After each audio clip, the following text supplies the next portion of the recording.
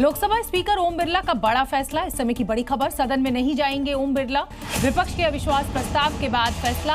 अविश्वास प्रस्ताव पर फैसले तक सदन नहीं जाएंगे ओम बिरला। आज ही अविश्वास प्रस्ताव का नोटिस दिया गया है। विपक्ष को सदन में ना बोलने देने का आरोप है और ऐसा बहुत कम होता है।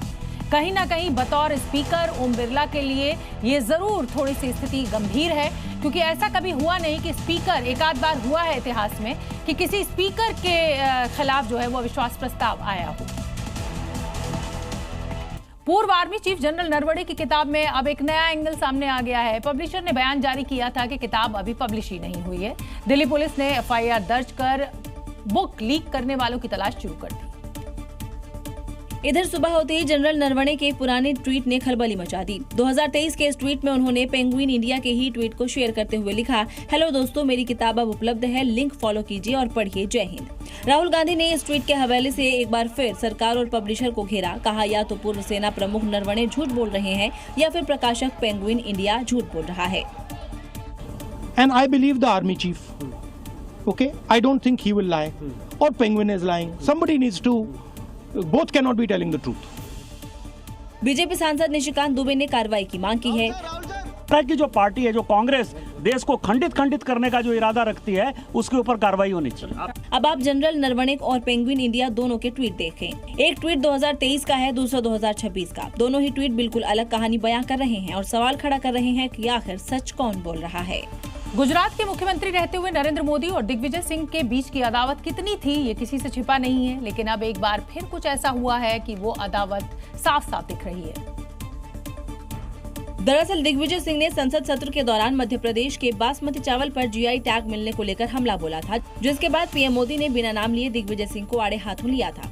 माननीय सदस्य को सुन रहा था, तो वो अपने आप को राजा कहलाने में बहुत गर्व करते हैं, लेकिन वे आर्थिक असमानता की चर्चा कर रहे थे। बताइए। पीएम के बयान के 4 दिन बाद अब दिग्विजय सिंह ने एक कार्यक्रम के दौरान खुद को राजा ना बोलने की हिदायत दी है। विजय सिंह क्या है? कुछ नहीं, कोई राजा वाजा मत कहा करो। 47 के बाद राजा महाराजा खत्म।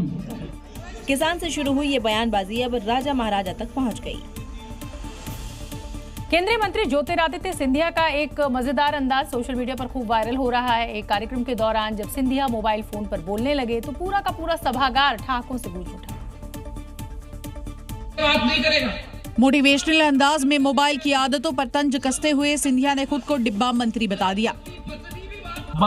मैं डब्बा मंत्री हूँ। सिंधिया ने ऐसा क्यों कहा, अब ये भी जान लीजिए। आज मैं देखता हूँ मंच पे भी, मंच से नीचे पे भी, गाड़ी में भी, प्लेन में भी, कहीं भी देखो 5 लोग बैठे हुए रहेंगे और एक व्यक्ति दूसरे व्यक्ति से बात नहीं करेगा। सब अपने डब्बे में कैद हैं, सब अपने डब्बे में मस्त हैं। अरे पति पत्नी भी बात नहीं करते, पति अपने डब्बे में, पत्नी अपने डब्बे में, तो रिश्ते कैसे बनेंगे? दरअसल सिंधिया मोदी कैबिनेट में दूरसंचार मंत्री हैं, लेकिन डिजिटल इंडिया को आगे बढ़ाने की जिम्मेदारी के बीच रिश्तों की अहमियत याद दिलाना बिल्कुल नहीं भूले। कम से कम भोजन के समय में दिन में 1 घंटा जब परिवार के साथ बैठे हो, दोस्तों के साथ बैठे हो, डब्बा को बंद करके रखो। सिंधिया का ये मजाकिया लेकिन सटीक संदेश सोशल मीडिया पर वायरल हो रहा है। मुंबई में आरएसएस के शताब्दी समारोह में बॉलीवुड स्टार सलमान खान के शामिल होने पर महाराष्ट्र की सियासत अब गर्मा गई है। सलमान खान के आरएसएस के कार्यक्रम पर जाने को लेकर संजय राउत ने सवाल खड़े किए हैं, जिसका नीतीश राणे ने अपने ही अंदाज में जवाब भी दिया है।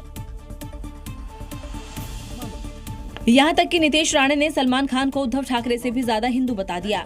सलमान खान उद्धव ठाकरे से ज्यादा हिंदू है ऐसा मानता हूँ मैं, क्योंकि उसने हिम्मत तो दिखाई आरएसएस के कार्यक्रम में आके। दरअसल नीतीश राणे का ये पलटवार संजय राउत के इस बयान को लेकर था। सलमान खान कब से संघ स्वयंसेवक बन गया?